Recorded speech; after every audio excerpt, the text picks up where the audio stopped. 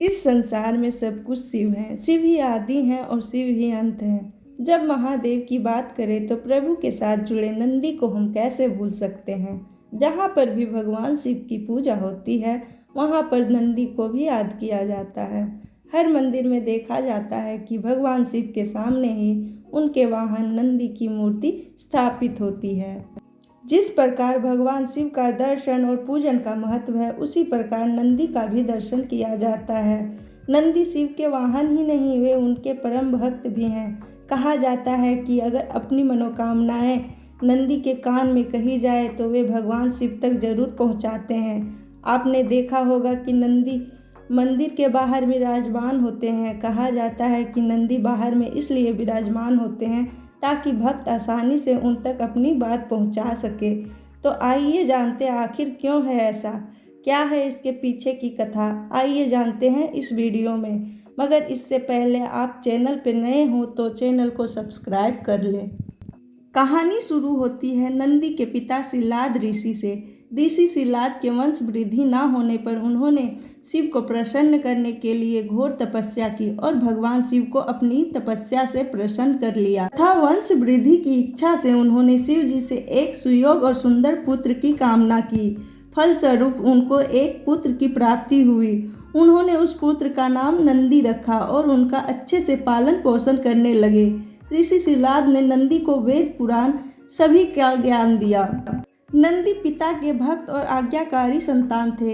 एक दिन शिलाद ऋषि के आश्रम में दो संत पधारे। शिलाद ऋषि और नंदी ने उनका पूरा आदर सत्कार किया। जब वे जाने लगे तो शिलाद ऋषि को लंबी उम्र का आशीर्वाद दिया, लेकिन नंदी को ये आशीर्वाद नहीं दिया। संतों के इस व्यवहार से शिलाद ऋषि चिंता में पड़ गए। उनसे कारण पूछा तो उन्होंने बताया कि नंदी अल्पायु है। यह सुनकर ऋषि दुखी हो गए।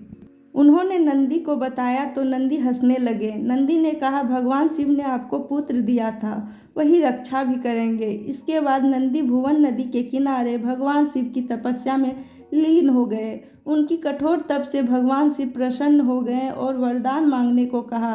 तब नंदी ने कहा कि हे प्रभु, आप मुझे अपना सानिध्य प्रदान करें।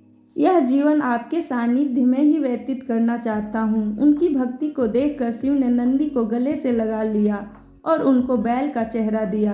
नंदी गणों में शिव के सबसे प्रिय हैं और परम भक्त भी। तब से नंदी भगवान शिव के वाहन बन गए। फिर एक दिन शिलाद ऋषि महादेव के पास एक अजीब विडंबना लेकर पहुँचे। दरअसल शिलाद भगवान शिव से संतान का वरदान इसलिए मांगा था क्योंकि उनकी कोई संतान नहीं थी। एक ही संतान था नंदी, जो कि शिव की सेवा में व्यस्त था। इस वजह से शिलाद को लगा कि उसका वरदान पूरा ही नहीं हुआ, क्योंकि उसे पिता बनने का सुख मिला ही नहीं। यह सुनकर भगवान शिव ने नंदी को बुलाया और उन्होंने नंदी से कहा कि उन्हें पुत्र होने का दायित्व निभाना होगा। और महादेव ने नंदी को शिलाद के साथ जाने को कहा। महादेव से दूर होने की पीड़ा नंदी को हमेशा परेशान करती रही और उसने खाना पीना छोड़ दिया और वह काफ़ी चिंतन में जीवन व्यतीत करने लगा।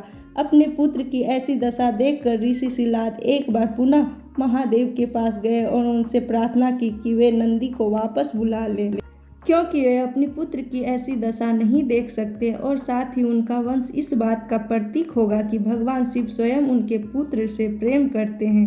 महादेव भी नंदी से प्रेम करते थे। नंदी के अतुट प्रेम को देखकर ही महादेव ने उनको वरदान दिया कि अगर कोई भी प्रार्थना महादेव तक पहुंचानी हो तो नंदी के कान में उसे बोल दिया जाए। ये प्रार्थना सीधा महादेव तक जाएगी। इसके बाद देवों के देव महादेव ने पार्वती और सभी गणों गणेश और वेदों के समक्ष गणों के अधिपति के रूप में नंदी का अभिषेक करवाया। इस प्रकार नंदी बने नंदेश्वर।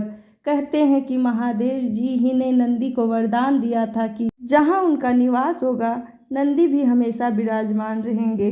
इसलिए महादेव के हर मंदिर में नंदी विराजमान होते हैं। तो ये थी कहानी नंदी की, जो बाद में बने नंदेश्वर।